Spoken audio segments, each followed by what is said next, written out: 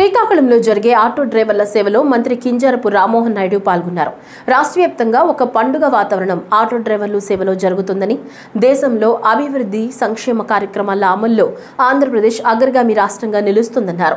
రాష్ట్రంలో ఎంతో ఆర్థిక సంక్షోభం ఉన్నప్పటికీ ఎన్నికల ముందు ప్రజలకిచ్చిన హామీలు, ఎన్నికల అనంతరం అధికారంలోకి వచ్చిన తరువాత ఇచ్చిన హామీలన్నీ ఆచరణలో అమలు చేస్తున్నామని చెప్పారు. ఆటో డ్రైవర్లు సేవలో ప్రోగ్రాం ద్వారా రాష్ట్రంలో 2,90,669 మంది ఆటో డ్రైవర్లకు 436 కోట్ల రూపాయలు జమ చేస్తున్నామని చెప్పారు. ఈ కార్యక్రమంలో శ్రీకాకుళం ఎమ్మెల్యే గోండు శంకర్ తదితరులు పాల్గొన్నారు. మిమ్మల్ని ఇబ్బంది పెట్టడానికి, మిమ్మల్ని రెచ్చగొట్టడానికి కొన్ని మాటలు చెప్తున్నారు, కానీ మీకు మాత్రం ఈ ప్రభుత్వం ఎల్లప్పుడూ అండగా ఉంటుంది. ఆ విషయం ఎవ్వరు కూడా మర్చిపోవద్దని ఆటో డ్రైవర్లకి మళ్ళీ సభాముఖంగా తెలియజేసుకుంటున్నాను. ఏ కష్టం వచ్చినా మీతో అండగా మేము ఉంటాం. నేను ఎప్పుడు కూడా మీకు అందుబాటులో మీకు అండగా ఉండే వ్యక్తిని.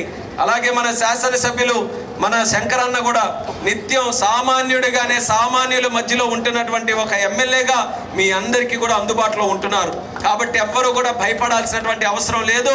వ్యక్తిగతంగా కానీ మీ అసోసియేషన్ పరంగా కానీ ఎటువంటి సమస్యలు అధికారుల దగ్గరైనా పోలీసుల దగ్గరైనా ఎవరి దగ్గరైనా చేసి మీకు సమస్యలు వస్తే ధైర్యంగా మీరు చెప్పండి.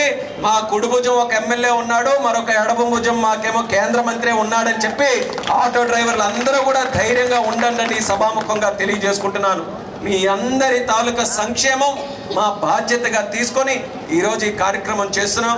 ఇప్పుడే ఇన్ఛార్జ్ మినిస్టర్ గారు కూడా చెప్పారు, ఒక 1,200 మంది ఇంకా రాలేదన్నటువంటి వాళ్ళు ఉన్నారని. వాళ్ళు కూడా మళ్ళీ అప్లై చేసుకోవచ్చు. వాళ్ళది కూడా మళ్ళీ వెరిఫికేషన్ చేసి అన్నీ బాగుంటే తప్పకుండా వాళ్ళందరికీ కూడా ఈ యొక్క పథకం అందించే విధంగా చర్యలు కూడా మేము తీసుకుంటాం. ఎవరికి ఇవ్వకూడదు అన్నటువంటి మాట ఎక్కడా కూడా లేదు. ఎంతమందికి అవకాశం ఉంటే అంతమందికి కూడా ఇవ్వాలనే ఆలోచనతోనే ఈ పథకాన్ని కూడా అమలు చేస్తున్నాం. ప్రతి ఒక్కరికి కూడా లబ్ధి జరిగే విధంగా చూస్తామని కూడా ఈ సభాముఖంగా తెలియజేసుకుంటూ మరొకసారి ఈ కార్యక్రమంలో పాల్గొన్న ప్రతి ఒక్కరికి కూడా నా హృదయపూర్వకమైనటువంటి ధన్యవాదాలు, శుభాకాంక్షలు. ఈరోజు దసరా కూడా మనం జరుపుకున్నాం చక్కగా. అలాగే దీపావళి కూడా వస్తుంది.